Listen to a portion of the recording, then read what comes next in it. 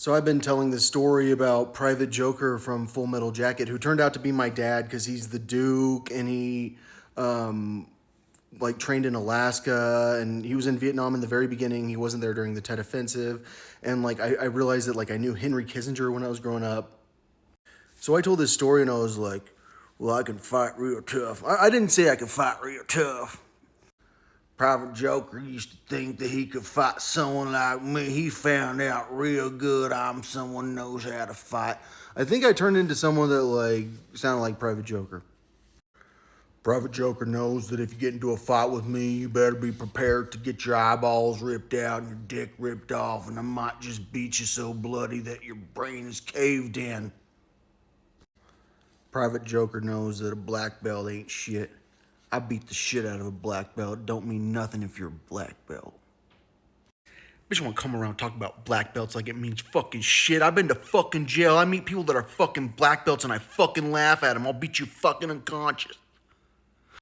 The story's kind of evolved now. Like, I don't know if you remember the old story. Like, I dated Saddam's wife and I was like, I don't know about that. That sounds silly. But then I started thinking about it and I was like, well, I mean, that's kind of what she looked like, and like, I mean, it makes sense. We sell girls and stuff like that. And then there was this one time where I was with this girl that ended up going to John Hopkins, and we were in Khalili, which is like Islamic Cairo, and this guy like was really cool, and he like invited us to go meet his father, who's the mayor of his village, and he invited us to his village, and we took two minibuses and another bus, well, a taxi and two minibuses. I can't remember. And then we went to his village, and we did meet his father and his mother and his wife. And his father was an old man that could have been Saddam Hussein. Prior to this, like I had tried to join the military because I got tricked during 9/11, and well, but it wasn't 9/11 because I'm not my age. So Saddam was pretty traditional. Like he didn't. I only spoke Arabic to him. I didn't speak English to him. And like I had told him that I was going to marry Hind, or I had told his son that I was going to marry Hind, which was Ali Al-Hajj. If you've read my book. So Ali Al-Hajj wanted us to come live with him. Like he wanted me to go move in with him, and I wasn't even thinking about this Iraqi girl back then. Like you would never even think about the possibility that like Saddam would want to talk to you because like your friend is who like he's a Saddam Hussein expert. Like that's who like your closest professor is the Saddam Hussein expert. He wrote a book about Saddam Hussein. He briefs generals on Saddam Hussein, and his best friend was the head spy to Israel, but I didn't know he was the head spy to Israel. Like I just knew he was like he was a colonel. So I can't help but hit on this girl, and so like I started dating her a little bit, and like I feel like they wanted to check me out and like see if I like had any idea about who they were, but they didn't get who I was. I don't know why. So I wrote a book called Cat Orgies, Terrorists, and Monks in the Middle East about this whole situation. I was very pro Lebanon, like at that point. Like I was very against the Israel-Lebanon war. But this girl, I was in an internet cafe, and like she was really beautiful, and I wrote her a note in Arabic, and it was really bad. And she wrote me a note back in Arabic, and I was like, I don't understand it. And she was like, I'm leaving, you can follow me. And then she showed me a bunch of pictures, and she had a picture of Saddam Hussein on her phone. She was like, I love Saddam, and like, because she was close with his family. His mom was, or her mom was close with Saddam's second wife. And so like, I ended up like hanging out with her all the time. Like we definitely dated. She offered me gold to marry her, but at that point I was pretty in love with Mia Khalifa, so like there was no way I was gonna be with her. Yeah, it wasn't even an option. But it was mainly because like her English wasn't good enough. Like she didn't speak English. Like Ali, that guy spoke English.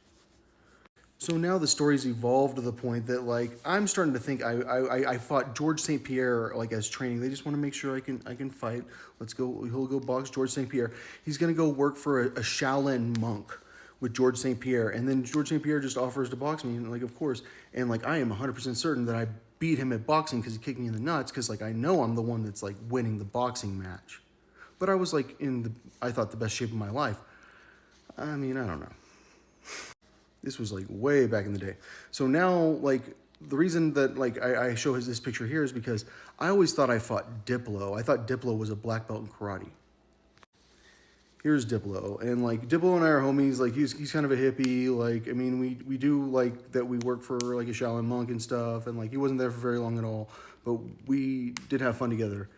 But it turns out the karate expert is George St. Pierre, which is crazy because you're like watching George St. Pierre on TV and you're like studying this guy so much. Like you need to figure out how to be like George St. Pierre. You don't know the guy does karate. You have to fight him to figure out he does karate because he does karate on you so much, and you're like, I can't believe it's so good to do karate because your dad knows people that do karate are pussies. No, it's not that they're pussies. It's like just because you're a black belt doesn't mean you can fight. And so like the first time I boxed him, like we were in my backyard and we had gloves on, and he gave me a fat lip and I gave him a black eye.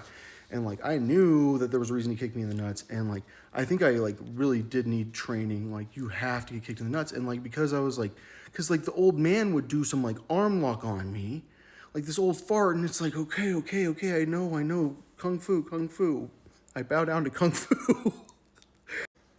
The other old man, like he wants me to punch him. I'm like, you can't punch me. But like I box Diplo, who's not Diplo.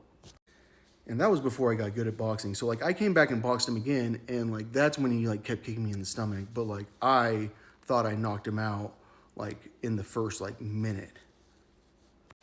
But then we grappled, and like I was on the ground, and I was on my back, and like I learned something. That guy is so freaking strong, and I couldn't believe he was so freaking strong because like I know I'm bigger than him, and like that's when I realized that people that know jujitsu, like I can't fight someone that knows jujitsu, and like I didn't realize I was fighting like a black belt in jujitsu. That's like the most like the best wrestler. That's like that freaking athletic. But I was wanting to do golden gloves in Chicago because like I know I can box. I mean, I want to go see if I can fight. No one can fight me. And like everyone like boxes me for like 30 seconds unless it's a girl, and I can't, and I just tap her. Like I just keep hitting her over and over again, but I'm like patting her. So I go fight this karate guy, and like I know like I mean he says he's 0-2. Well, I think he's 0-1 against me because the first fight I did win.